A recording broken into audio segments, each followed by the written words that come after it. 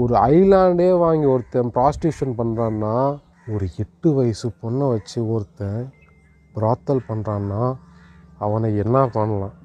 ஆனால் ஒரு குழந்தையோட போகலை. இது தெரிஞ்சுக்க கண்டிப்பாக சப்ஸ்கிரைப் பண்ணிவிட்டு உள்ளே வாங்க.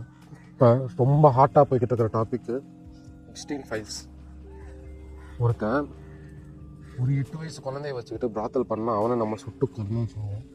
ஓகே, அவன் அரௌண்ட் 300+ அண்டர் ஏஜ் கேர்ள்ஸை வச்சு ப்ராஸ்டிடியூஷன் பண்ணிக்கிட்டு இருந்தான்.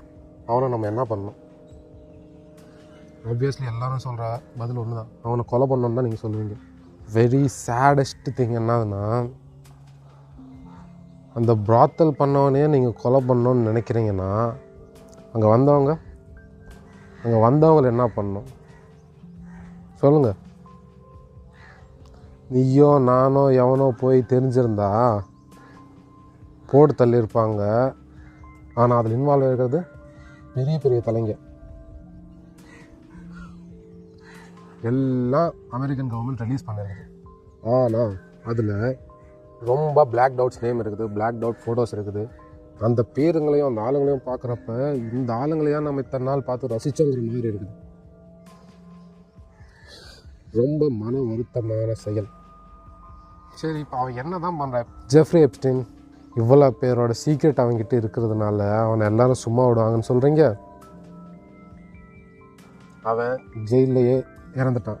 அது எப்படி இறந்தான்னு தெரியாது, ஆனால் மக்களாகியவங்களுக்கு தெரியும். நம்ம சினிமா பாணியில் எத்தனையோ பார்த்துருக்கோம்.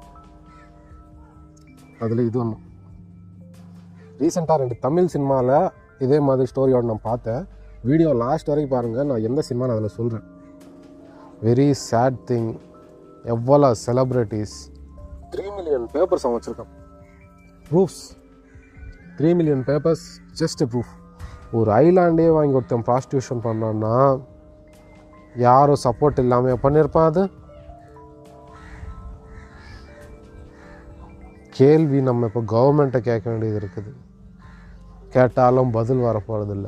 அந்த 2 சினிமா எதுனா சக்தி திருமகன் அப்புறம் பிளாக். இந்த 2 சினிமாவை நம்ம பார்த்துட்டு இப்படி நடக்குமான்னு நினச்ச ஒருத்தர் ஆல்ரெடி அதை நடத்திக்கிட்டு இருந்திருக்கான். அவனை இன்ஸ்பயர் பண்ணி தான் இந்த படம் எடுத்திருக்காங்கன்னு இதை பார்த்து தான் எனக்கு தெரியுது. நாடு இல்லை, உலகம் எங்கே போய்கிட்டு இருக்குதுன்னே தெரியல. Very sad, very sensitive issue.